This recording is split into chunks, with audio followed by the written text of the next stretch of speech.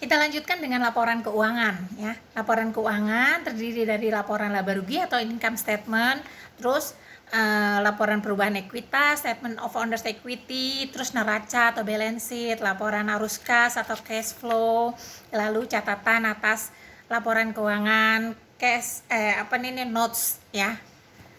Terus kita kalau misalnya catatan atas laporan keuangan ini adanya di laporan akuntan ya, laporan auditor maksud Ibu.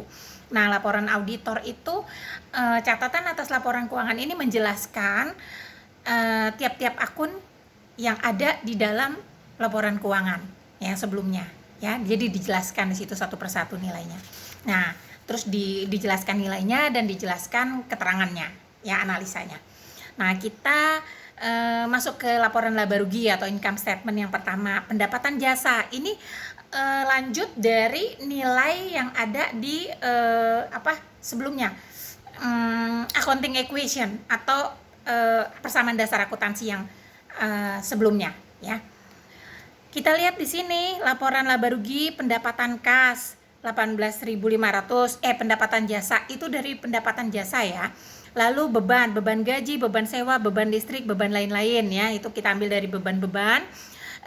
Setelah itu beban bahan habis pakai juga, ini yang sudah dianggap sebagai beban, yang sudah dibebankan ya. Totalnya beban adalah 5.900 sehingga pendapatan dikurang dengan jumlah beban sama dengan laba bersihnya 12.600 ya. Lalu laporan perubahan ekuitas, statement of owner's equity, ini modalnya 50.000 modal awal loh ya. Terus setelah itu ditambah laba bersih. Laba bersih ini dari yang sebelumnya, dari laba bersih dari laporan laba bersih yang sebelumnya.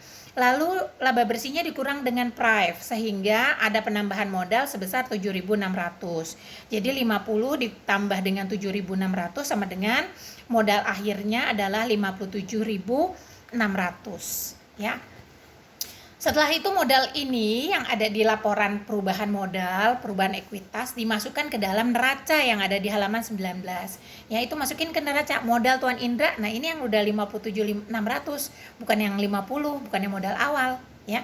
Masukin kas, terus bahan habis pakai, itu dari yang accounting equation itu. Totalnya ya, totalnya kemarin. Kasnya totalnya berapa, bahan habis pakai totalnya 600, tanah totalnya 10.000, terus utang usaha totalnya 500, modalnya totalnya 57.600 ya. Itu kita masukin sehingga menjadi 58.100 sama-sama 58.100 jumlah aset dan jumlah liabilities dan ekuitas.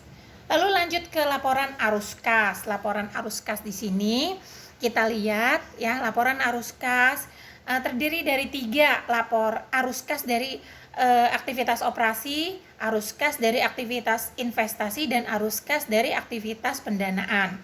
Nah, yang pertama, kas dari aktivitas operasi, itu kas yang diterima dari konsumen ya. Yang pertama kali pendapatan tuh yang di kemarin yang bagian berapa gitu ya, yang di accounting equation kita itu yang pendapatan kita menerima hasil itu 18.500 ya. Terus dikurang pembayaran beban ya, pembayaran beban yang dibayar, yang kita keluarkan uangnya kan arus kas. Jadi yang kita keluarkan kasnya itu berapa ya. Bahan habis pakai, beban bahan habis pakai itu nggak termasuk karena kita nggak mengeluarkan kasnya ya. Itu beban yang sudah diakui sebagai beban ya apabila sudah terpakai ya. Nah, ini kita lihat kalau bebannya saja itu totalnya 5.000. Itu dari 1.750 tambah 1.500 tambah 1.250 tambah 500. Ya, jadi 5.000. Nah, terus dan 5.000 itu bebannya. Terus pembayaran kepada kreditor. Halaman berapa ya? Halaman 15 itu poin bagian 6 itu kita bayar hutang ya. Kita bayar hutangnya 1.000. Jadi berarti di sini tambah 1.000. Jadi 5.000 bayar beban sama 1.000 bayar hutang sama dengan 6.000. Nah, ini angka 6.000-nya dari sini. Kalian bikin coret-coretannya. 5.000 total bayar beban dan 1.000 total bayar hutang. Ya. Jadi 6.000. Jadi total arus kas dari aktivitas operasi 18.500 dikurang 6.000 sama dengan 12.500.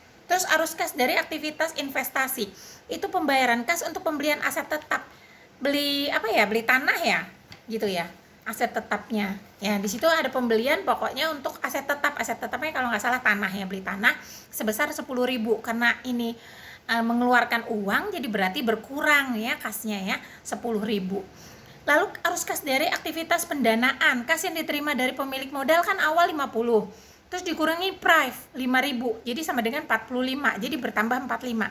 Jadi berarti aktivitas arus kas bersih sama dengan 47.500 ya. Ya, 12.500 dikurang 10 ditambah 45 sama dengan 47.500. Nah, ini catatan atas laporan keuangan seperti yang tadi Ibu udah jelaskan, adalah catatan dari seluruh akun-akun yang ada di laporan keuangan.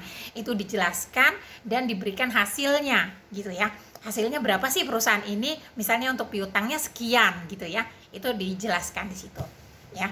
Nah, hubungan antara laporan keuangan halaman 21. Nah, itu cara masuk-masukin yang mindah-mindahinnya. Yang pertama kan laporan laba rugi 12.600, masuk ke laporan perubahan ekuitas tuh, yang hitam-hitam yang diarsir, masuk ke situ panahnya. Terus habis itu totalnya kan 57.600 arus kasnya, masuk ke ini apa nih namanya, 57.600 ini masuk ke balance sheet, ke neraca. Nah, lalu untuk yang laporan arus kas ya, kan dapat tuh 47.500. Nah, 47.500 ini harus sama nilainya dengan kas yang ada di neraca ya, yang digelap-gelapin itu ya. Sekian ya, selesai deh.